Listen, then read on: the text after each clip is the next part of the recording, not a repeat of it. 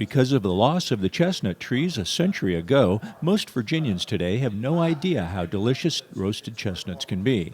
For the past decade, David and Kim Bryant have been working to change that through their chestnut orchard.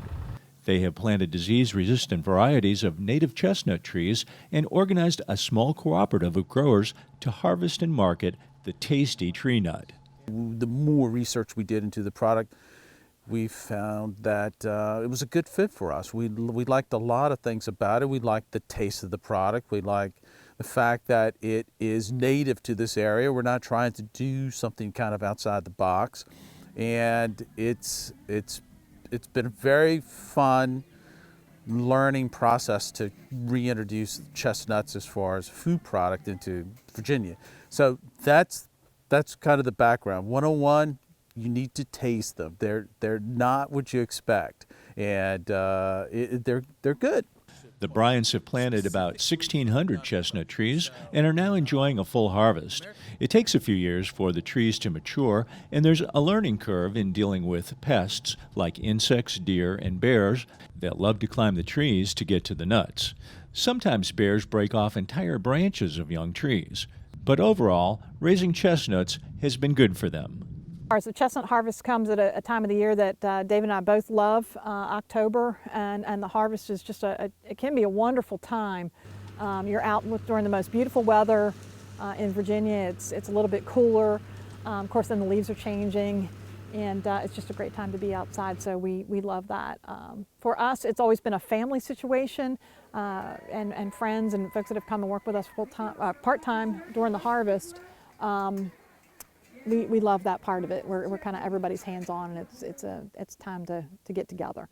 For us, the harvest, some harvests will last, a day, a weekend. For us, harvest lasts about 6 weeks. The Bryants use a harvester made for pecans to collect the fruit, but it also works well for chestnuts. They also have the other equipment needed to wash, process, pasteurize, cure, and package the nutritious, delicious nuts. They created a local cooperative of 6 growers that benefit from their centralized resources, so each grower doesn't have to buy or build duplicate facilities. It's about like having an orchard. You're constantly in the trees, pruning in the wintertime.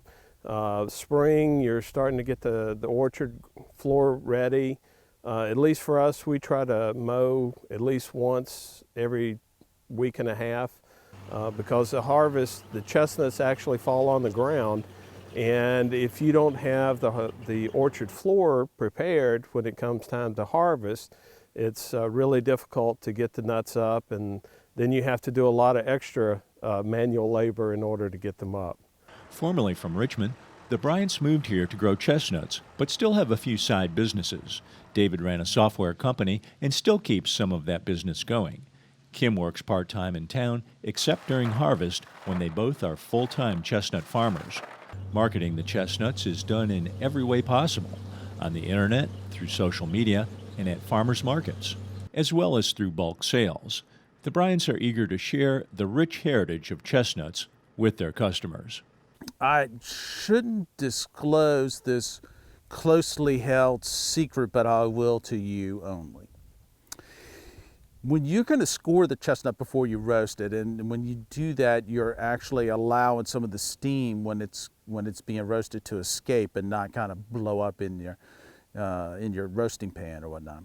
If you brine the chestnuts in salty water the night before you decide to roast them, they'll be a little salty. It's like boiled peanuts from that perspective. So don't repeat that to anyone, but I think you'll find that as a great little roasting technique. You can roast them on the grill, the fire pit, the oven. We just got a couple of them. The open fire, of course, we know the SOG. It's a little tough to do actually on the open fire. The grill works probably a little bit better, and that's what we use primarily. Chestnuts used to be collected to sell in town, as well as for animal feed. Chestnut wood was popular for both furniture and home building purposes. Efforts continued to breed disease-resistant chestnut trees, and it's obvious the Bryants have found a favorable niche selling chestnuts. You can learn more about chestnut restoration efforts online at the State University of New York's website, esf.edu/chestnut. In Nelson County, Virginia, this is Dave Miller.